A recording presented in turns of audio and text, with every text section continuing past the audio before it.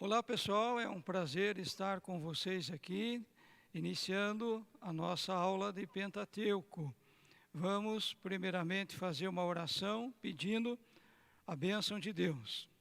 Senhor meu Deus e meu Pai, pedimos que o Espírito Santo nos dirija nesta aula, que o Senhor venha falar conosco, que não seja apenas uma aula teórica, mas seja o trabalhar de Deus em nossas vidas, que o Senhor esteja com cada um de nós, em nome de Jesus. Nós vamos então ver o capítulo número 1 da apostila de Pentateuco, iniciando a introdução ao Pentateuco.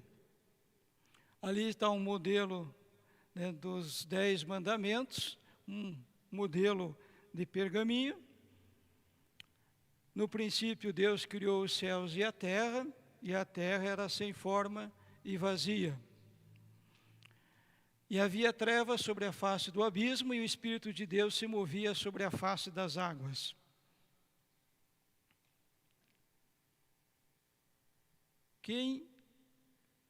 Pentateuco, penta significa 5, teucos, livros. Então são os 5 primeiros livros da Bíblia. Gênesis, trata-se do início, Êxodo, saída do Egito, Levítico, leis, Números, é o censo, e Deuteronômio, repetição das leis. A tradição judaica lista Moisés como o autor do Pentateuco. Jesus disse: se vós cresceis em Moisés, creríeis em mim, porque de mim escreveu ele. E aí outras evidências bíblicas que o autor foi Moisés. Geralmente esta seção do Antigo Testamento é comumente conhecida como Torá ou lei. Torá deriva da raiz yará, lançar ou projetar, e significa orientação, lei, instrução. A palavra Pentateuco é uma derivação de 2 palavras gregas, pente, 5, e teucos, volume. No Antigo Testamento, o Pentateuco é chamado de lei, livro da lei de Moisés, livro de Moisés, livro do Senhor, lei de Deus, livro da lei de Deus, livro da lei do Senhor, livro da lei do Senhor seu Deus, livro de Moisés, servo de Deus. No Novo Testamento, o Pentateuco é chamado de livro da lei, livro de Moisés, lei de Moisés, lei do Senhor. Os 5 livros da Bíblia que compõem o Pentateuco são o princípio da revelação progressiva de Deus ao homem. Em Gênesis, nós temos o começo da criação, a queda do homem, a promessa de redenção, o início da civilização humana, início do relacionamento de aliança entre Deus e o seu povo escolhido, Israel. O Êxodo registra Deus libertando o seu povo da escravidão e sua preparação para a posse da terra prometida que Deus lhes tinha reservado. O livro de Êxodo recorda a libertação de Israel do Egito, depois de 400 anos de escravidão, assim como prometido por Deus a Abraão. Você vai achar na Bíblia que também nos fala sobre 430 anos, o período em que o povo de Israel ficou no Egito. Ali fala 400 anos. Esses 30 anos é justamente o período que Josué foi o governador do Egito, e então este período de 30 anos de José como governador não conta-se como escravidão. Por isso, são 400 anos de escravidão. Esse livro registra a aliança, voltamos lá.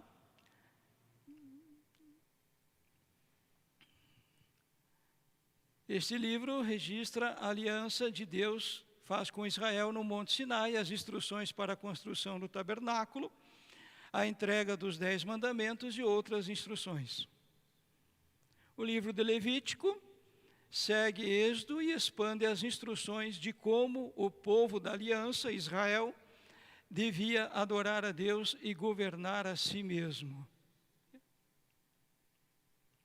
Números fala sobre o censo do povo de Israel, né? Deuteronômio é a repetição das leis.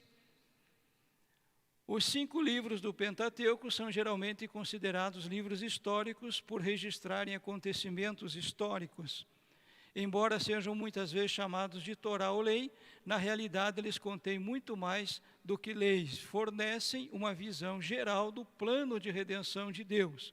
Como o resto do Antigo Testamento, as promessas, tipos e profecias contidas no Pentateuco têm seu cumprimento final na pessoa e na obra de Jesus Cristo. Satanás é expulso do céu. E a terra era sem forma e vazia, e havia trevas sobre a face do abismo, e o Espírito de Deus se movia sobre a face das águas. A palavra nos fala que a terra era sem forma e vazia. Em outro texto nos fala que Deus não a criou vazia. Qual é a explicação então? Deus criou a terra, e quando Satanás foi expulso do céu, Jesus fala sobre isso, ele foi atirado na terra como um raio, juntamente com miríades de anjos decaídos, que se tornaram demônios, e esse fato ocasionou, então, uma destruição na superfície da terra, em muitos lugares, onde, inclusive, haviam os dinossauros. E os dinossauros, então, foram mortos em consequência desta queda de Satanás e seus demônios sobre a terra. Ali vocês podem ler a respeito de uma matéria da Gazeta do Povo, dia 20 de setembro de 2011, onde os cientistas concluem que um asteroide caiu sobre a Terra. Este asteroide, para nós, é o diabo e seus demônios, que provocaram, então, a morte dos dinossauros. A resposta bíblica, olhe, no princípio criou Deus os céus e a terra, a criação do universo. E a terra era sem forma e vazia, porque assim diz o Senhor que tem criado os céus, o Deus que formou a terra e a fez. Ele não a criou vazia. Então, os dinossauros estavam aqui. Jesus fala ali sobre a queda de Satanás, como um raio que caiu do céu. A palavra dinossauro, é claro, você não vai encontrar na Bíblia, porque é uma palavra que foi criada depois, é uma palavra composta. Em 1841, o paleontólogo e anatomista britânico Sir Richard Owen introduziu, ele criou a palavra dinossauro, numa reunião da Associação Britânica para o Avanço da Ciência. Dino, originária da palavra deinos, quer dizer terrível, e sauro, lagarto ou réptil. Deus criou os répteis e os dinossauros, alguns são répteis, podemos encontrar alguma referência ali em Jó, capítulo 40 e no capítulo 41. Então, esta é a explicação do que aconteceu com os dinossauros, tá? As dispensações. A definição teológica é uma dispensação, é uma maneira, um sistema particular de Deus de administrar seu reinar sobre o mundo à medida que ele progressivamente executa seu propósito para a história do mundo. Então, nós vamos ver as dispensações: inocência, consciência, governo humano, patriarcal, lei, graça e governo divino. Ali estão as 7 dispensações: inocência, consciência, governo humano, quando ocorreu a confusão das línguas na Torre de Babel, promessa patriarcal, a lei, graça, igreja do Espírito Santo, o 6º juízo, a grande tribulação, isto vai ocorrer após o arrebatamento da igreja. E depois vem a 7ª dispensação, depois do arrebatamento da igreja, tem a grande tribulação, e depois o milênio, onde Jesus vai estar governando o mundo pessoalmente. O homem em inocência. A dispensação da inocência resultou no primeiro fracasso do homem, sendo os seus efeitos os mais desastrosos possíveis. É chamado, claro, dispensação de inocência, porque o homem não tinha consciência o que era bom, o que era mal, o que era pecado e o que não era. O homem sob a consciência. Então, pela queda de Adão e Eva, o homem passa a ter a consciência do que é certo e o que é errado, o que é pecado e o que não é. Governo humano. Do terrível juízo do dilúvio, Deus salvou 8 pessoas, as quais deu a terra purificada, com amplos poderes para governá-la. Noé e sua família receberam essa responsabilidade. A dispensação do governo humano resultou na tentativa ímpia do homem desejar tornar-se independente de Deus e terminou com o seguinte juízo: a confusão das línguas. Então, o governo humano vai do dilúvio até Abraão. Dispensação patriarcal ou da família, o homem sob promessas dos descendentes dispersos daqueles que construíram a Torre de Babel. Deus chamou um homem, Abraão, com quem fez uma aliança. Então Deus começa a fazer várias promessas para os nossos patriarcas. A dispensação resultou no fracasso da família de Israel e terminou com o seguinte juízo: a escravidão no Egito. O livro de Gênesis, que começa com estas palavras sublimes, no princípio criou Deus, termina com esta triste expressão: em um caixão no Egito. Aí vem o julgamento, que é o cativeiro no Egito. Então Deus sempre nos dá promessas, Deus quer fazer alianças conosco, quer fazer pactos conosco, mas muitas vezes os homens pagam pelas consequências justamente de quebrarem estas promessas, de não aceitarem estas alianças. A dispensação da lei, o homem sobre a lei, duração de 1430 anos, vai desde o êxodo do Egito até a crucificação de Cristo. Deus entrega a lei, então, para o seu povo. Primeiramente Israel, logo depois Judá, foram expulsos de Canaã, sendo que a sua dispersão pelo mundo ainda continua. Tanto judeus como gentios conspiraram, levando à morte por crucificação. Dispensação da graça. O homem sob a graça. A morte sacrificial do Senhor Jesus Cristo introduziu no mundo a dispensação da graça, que é a dispensação que vivemos hoje, que quer dizer favor imerecido, ou Deus dando justiça em vez de exigir justiça, como quando sob a lei. A salvação perfeita e eterna é agora oferecida graciosamente, tanto ao judeu como ao gentil, sendo a fé condição única. O resultado predito desta prova do homem sobre a graça é o juízo sobre o mundo incrédulo e uma igreja apóstata. Apesar de estarmos na época da graça, muitos têm cometido a apostasia, que é o abandono da fé. Pelo fato de estarmos na época da graça, Paulo nos esclarece dizendo que não é porque estamos debaixo da graça que podemos viver de qualquer maneira, podemos viver no pecado de qualquer jeito. Paulo esclarece aos romanos que nós precisamos ter novidade de vida, mudança de comportamento.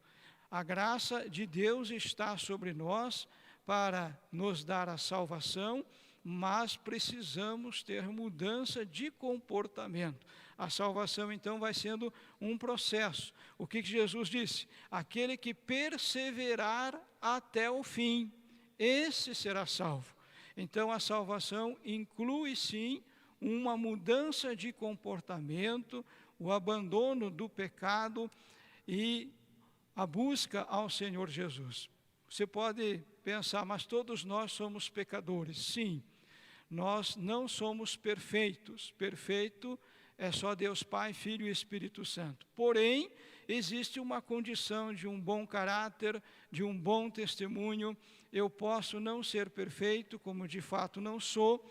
Nós não somos perfeitos, mas nós temos a obrigação diante de Deus de termos um bom caráter, de darmos um bom testemunho, de obedecermos às suas instruções, termos uma condição diante de Deus que as pessoas possam olhar para nós sem que se escandalizem, sem terem o que nos acusar. É isso que o Senhor pede de nós, como está escrito lá em Apocalipse 22:15, Apocalipse 21:8, 1 Coríntios 6:10, em Mateus capítulo 6 e tantas outras passagens, onde Deus deixa claro que nós temos que ter uma mudança de comportamento. Então, o fato de estarmos na dispensação da graça não permite que nós possamos viver de qualquer jeito.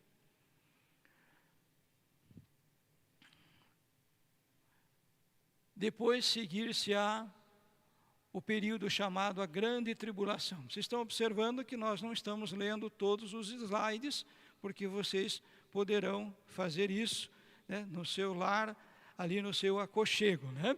Então, nós estamos fazendo um resumo e ministrando nos assuntos principais dentro do Pentateuco.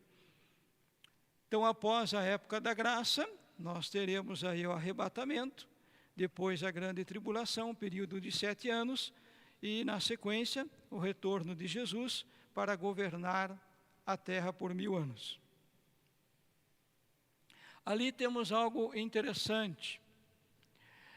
O homem sob o reino pessoal de Cristo, o milênio, a 7ª dispensação. Jesus reinará sobre Israel restaurado e sobre a terra por 1000 anos. Esse período é chamado de milênio. Não haverá nenhum demônio na face da terra. Todos eles estarão presos. A sede do seu poder será em Jerusalém, né? A sede onde Jesus vai governar será em Jerusalém. E os seus santos, incluindo os que foram salvos na dispensação da graça, isto é, a igreja, serão unidos com ele na sua glória. Mas, quando Satanás for solto, por um pouco de tempo, encontrará o coração natural tão inclinado para o mal como sempre, e com a maior facilidade ajuntará as nações que irão batalhar contra o Senhor e os seus santos. Irmãos, por que Satanás vai ser solto? Deus poderia dar um ponto final nessa história, né? Jesus estará governando por 1000 anos e a Bíblia nos revela que muitos não aceitarão o governo de Jesus. Você consegue imaginar isso? Mas é o que a Bíblia nos revela. Então muitos dirão, mas não há outro Deus? Nós somos obrigados a servir ao Senhor? Não tem outro para que sirvamos? Então Jesus vai soltar Satanás por um pouco de tempo, para que o povo aqui na terra faça a sua escolha. Deus não quer que a gente o sirva por obrigação. O plano de Deus para nós é extraordinário, é maravilhoso. Um plano de bênção, um plano de graça, um plano com muito sucesso. Este é o plano de Deus. Deus coloca para nós a bênção e a maldição. Mas Ele também nos deu a condição do livre-arbítrio, ou seja, você pode escolher se vai servir a Deus ou não. Eu posso fazer essa escolha. E dependendo desta escolha, é que nós teremos consequências boas, obviamente escolhendo as bênçãos, obedecendo a Deus, ou teremos consequências más. Não é que Deus queira a maldade para nós, mas é simples, irmãos. Ou nós servimos a Deus, ou servimos ao diabo. Não tem um terceiro. E como o Senhor não quer que nós façamos as coisas, sirvamos a Ele por obrigação, você já experimentou levar alguém na igreja por obrigação, por exemplo?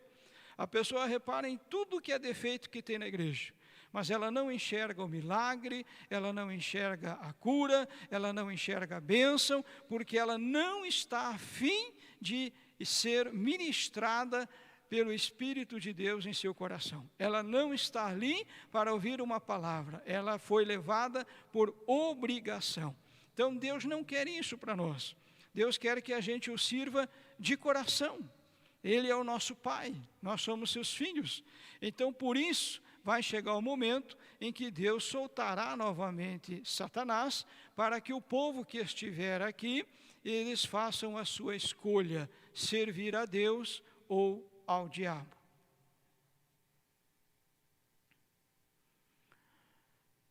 Essa dispensação terminará em juízo, né? Recapitulando, uma dispensação é um período de tempo em que é dado ao homem uma nova oportunidade de se reconciliar com seu Criador. A cada dispensação, Deus estabelece parâmetros que regem o relacionamento entre ele e o homem. O propósito de Deus é sempre o mesmo: tentar fazer com que o homem, por vontade própria, no exercício pleno do livre-arbítrio, decida tê-lo como único Deus e o obedeça espontaneamente. Todas as dispensações têm em comum um conjunto de características: um período de tempo, as exigências de Deus, salvação exclusivamente pela graça, a fé comprovada através de obras, uma aliança estabelecendo as condições do relacionamento e castigo ao final do período pelo não cumprimento. Então, ali, mais uma vez, o quadro das dispensações. Inocência, onde houve a criação e a queda do homem, a expulsão do jardim. Consciência, onde entra o dilúvio, aliança com Adão. O governo humano, onde ocorre a confusão das línguas na Torre de Babel. A dispersão, né, da confusão das línguas. Com respeito à confusão das línguas, meus queridos, vale dizer o seguinte, nem toda união procede de Deus. Essa questão da Torre de Babel, por exemplo, esta união deles, que Deus falou que eles estavam muito unidos, mas nem toda união ela tem a bênção de Deus. Depende do propósito desta união. Qual é o objetivo deste grupo? Qual é o propósito desta união? Por que estão se reunindo? No caso aqui da Torre de Babel, existia uma grande arrogância por detrás de toda aquela situação. Então Deus teve que confundir as línguas para dispersar as pessoas. Então guarda isso no teu coração. A união que procede de Deus, ela tem que ter um propósito, um objetivo que tenha a aprovação de Deus. Senão pode ser uma coisa meramente humana, por revolta, por rebeldia e às vezes até uma ação maligna por detrás disso. Então participe de grupos unidos dentro daquilo que Deus aprova e será uma bênção na tua vida. Quarta dispensação, a promessa feita aos patriarcas, Abraão, Isaque, Jacó, depois a saída do povo do Egito. Aliança com Abraão, aliás, o cativeiro, né? O cativeiro no Egito. Alianças com Moisés, alianças com Davi, vem a morte de Cristo. Entramos na sexta dispensação, que é a época da graça, logo em seguida o arrebatamento. E a sétima, então, o milênio, e depois do milênio, o juízo final. Então, alianças significa pacto, acordo, ajuste e concerto entre Deus e seu povo, uma prova a qual o homem é submetido cada dispensação. O nosso Deus é Deus de aliança. Através delas, Ele nos dá a garantia de muitas bênçãos se houver fé e obediência. É o seguinte, meus queridos, Deus simplesmente, Ele vem para nós e pergunta: você quer fazer um acordo comigo? Aliança é isso. Você quer fazer um pacto comigo? Eu te abençoo, eu abençoo a tua família, eu te dou graça, eu te dou prosperidade, eu faço você ter sucesso, porque sem o Senhor nada podemos fazer. Sem o Senhor nada vai dar certo, né? Então, muitas coisas que aparentemente estão progredindo, se não tivermos com o Senhor, o inimigo das nossas almas pode interferir a qualquer momento e tudo ir por água abaixo. É a famosa palavra de Jesus, de Mateus capítulo 7, verso 24 a 27, sobre a casa edificada sobre a rocha. Jesus disse que a casa ela pode ser edificada na areia, ele não disse que não pode. Pode sim, a casa pode ser edificada, muitas pessoas podem ter prosperidade, podem ter sucesso nos seus planos, mesmo não estando com Cristo. Isso devido ao seu trabalho, ao seu esforço e etc. Porém, o que Jesus alerta?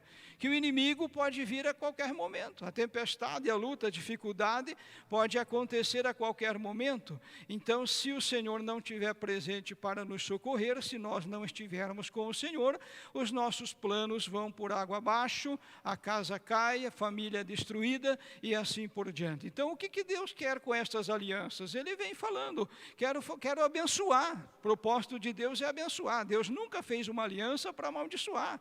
Deus nunca fez uma aliança para prejudicar o seu povo, jamais. Deus nunca fez uma aliança para querer que o seu povo seja derrotado. Sempre a proposta de Deus é a bênção, é o sucesso. Sempre a proposta de Deus é nos dar o melhor. Aliás, Jesus falou sobre isso, né? Que o nosso Pai, Ele nos dará o melhor. A iniciativa do concerto, então, sempre foi de Deus. Concerto com Adão. A primeira aliança Deus fez com Adão e Eva, aliança adâmica e edênica, no jardim do Éden. Deu-lhes a terra em pleno domínio sobre os animais, fartura. Olha o que Deus tinha para eles, ó. Bastava eles obedecer a aliança, só isso. Mas foram conversar com o capeta. Crente, quando conversa com o capeta, é o que dá, ó. Deus estabeleceu as suas condições. Não deveriam comer do fruto da árvore da ciência do bem e do mal. Mas o que estava fazendo aquela árvore lá então, se não era para eles comer? Deus testando a nossa obediência, Deus testando a nossa vontade através do livre-arbítrio, porque, como já disse, Deus quer que o sirvamos de coração e não por obrigação. Você não é capaz, queridos, de chegar lá no céu. Imagine, Deus salva alguém que não quer ser salvo. Chega lá no céu, o camarada vai ser outro capeta, vai ser outro diabo. Vai dizer, mas o que eu estou fazendo aqui? Eu não queria vir para cá. Por incrível que pareça, tem gente assim, acredite. Então, ali o princípio da obediência. A aliança feita lá no jardim do Éden, encher a terra de uma nova ordem, a multiplicação do ser humano, subjugar a terra, ter domínio sobre a criação animal, zelar pelo jardim, comer ervas e frutas, mas abster-se de comer da árvore da ciência do bem e do mal. A penalidade desta última ordenação seria a morte física. Então, ali mais ou menos, aonde seria o jardim do Éden? Lógico que hoje a gente não sabe, né? Aliança adâmica determina a vida do homem decaído e marca condições que prevalecerão até a época do reino eterno. A própria criatura será liberada do cativeiro da correção para a liberdade da glória dos filhos de Deus. Os elementos da aliança adâmica são os seguintes: a serpente, é o instrumento de Satanás, foi amaldiçoada. A primeira promessa de um Redentor, Gênesis 3,15. Após o dilúvio, então, houve o concerto com Noé, após o dilúvio, do qual se salvaram Noé e sua família. E Deus, mais uma vez, vem fazer uma aliança e coloca o arco-íris como sinal deste pacto. Concerto com Abraão foi chamado concerto perpétuo, porque é extensivo às gerações vindouras, e já apontando para o reino eterno de Cristo. Como parte da aliança, Deus prometeu fazer de Abraão uma grande nação e abençoar todas as famílias da terra através dele. Dar a terra de Canaã, o concerto foi feito com Abraão, Deus mudou o nome dele, como parte da aliança, Abraão deveria circuncidar todos os machos, filhos e servos, sob sua autoridade. Aliança mosaica, então ali entra os 10 mandamentos, os juízos, as ordenanças.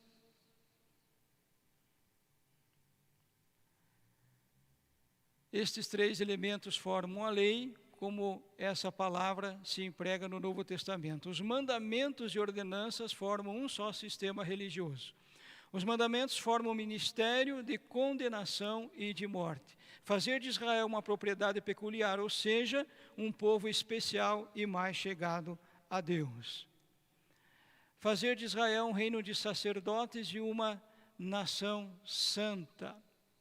Israel tinha por obrigação, diligentemente, ouvir a voz do Senhor. A aliança mosaica era a lei.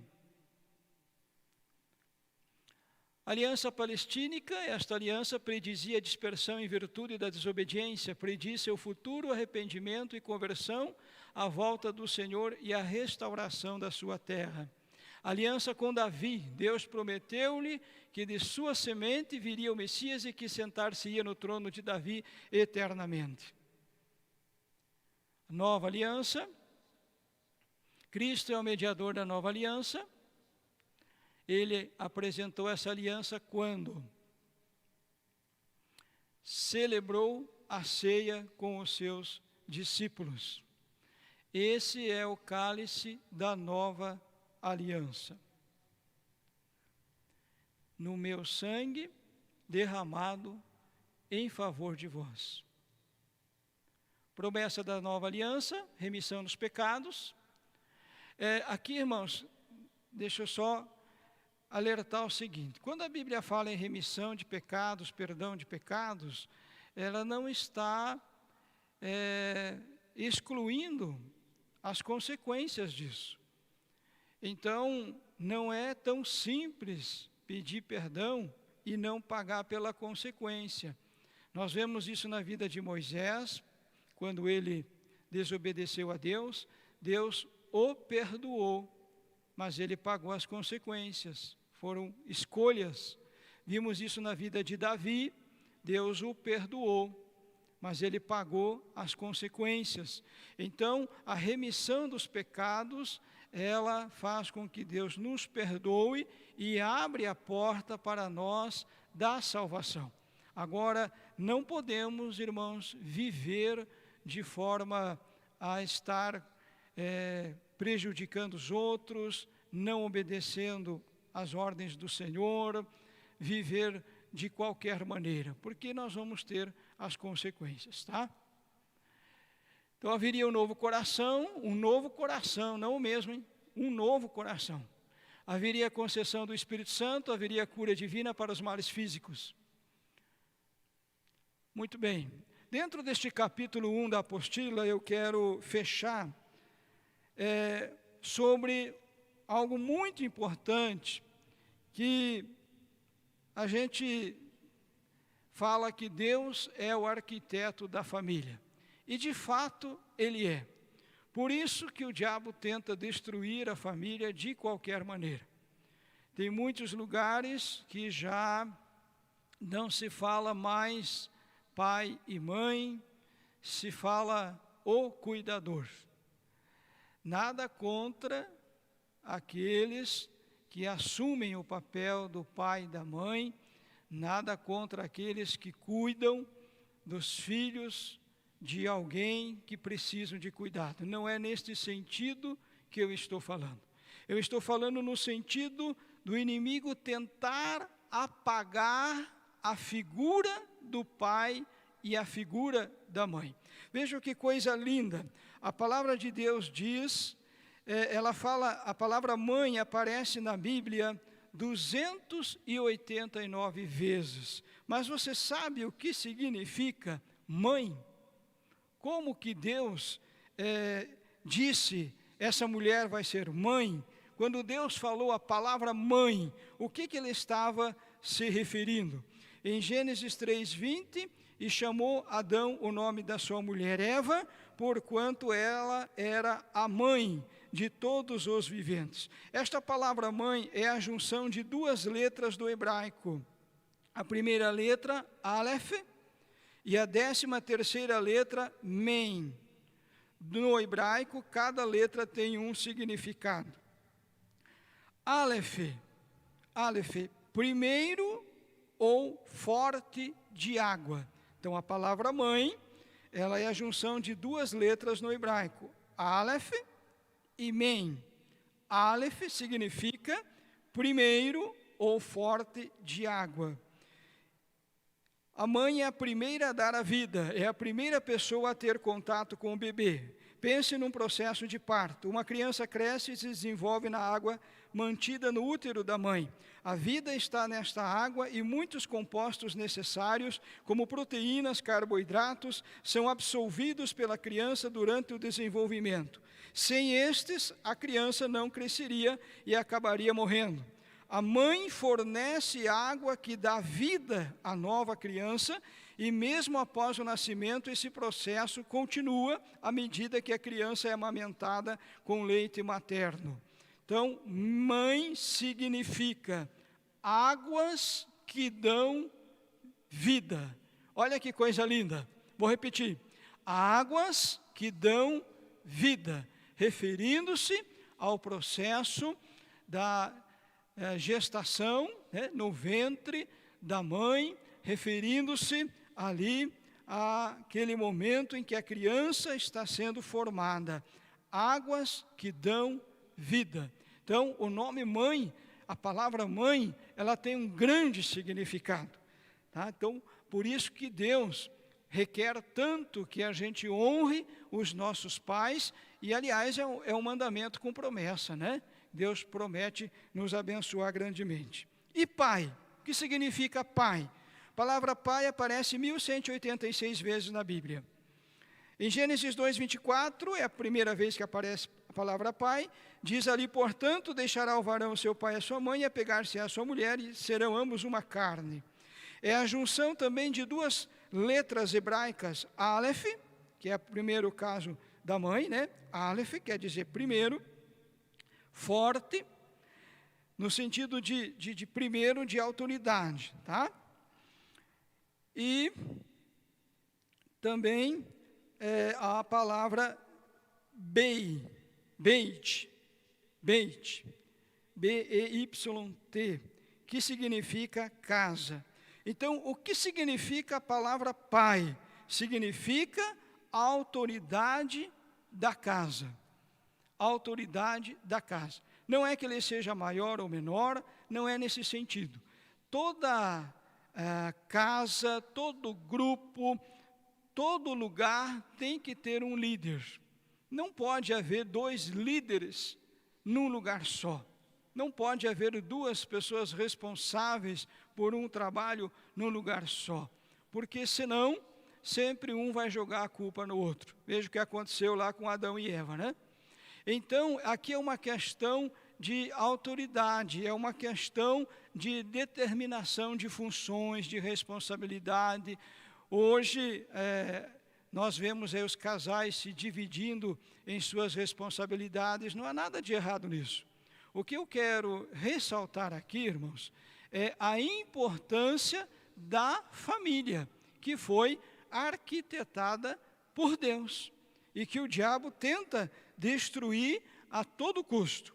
Então, pai significa autoridade da casa. Então, novamente, falando sobre a importância dos filhos honrar o pai e a mãe. E filho, olha que interessante. O que significa a palavra filho? Então, mãe, água que dá vida. Pai, autoridade de casa. Filho significa semente. Tem origem nas palavras ben e beit, que significa continuar, semente. Por isso que Deus tanto fala assim na palavra, né? A tua semente darei essas terras, a tua semente eu abençoarei. Então, filho é aquele que dá a continuação da família. Olha que coisa linda, aquele que dá continuação à família, a semente. Então, mãe, águas que dão vida, pai, autoridade da casa, e filho é semente, tá? Então, guarda isso, eu achei muito interessante para trazer a vocês neste primeiro capítulo da apostila. Que Deus vos abençoe grandemente, em nome de Jesus, que Deus os dirija e esteja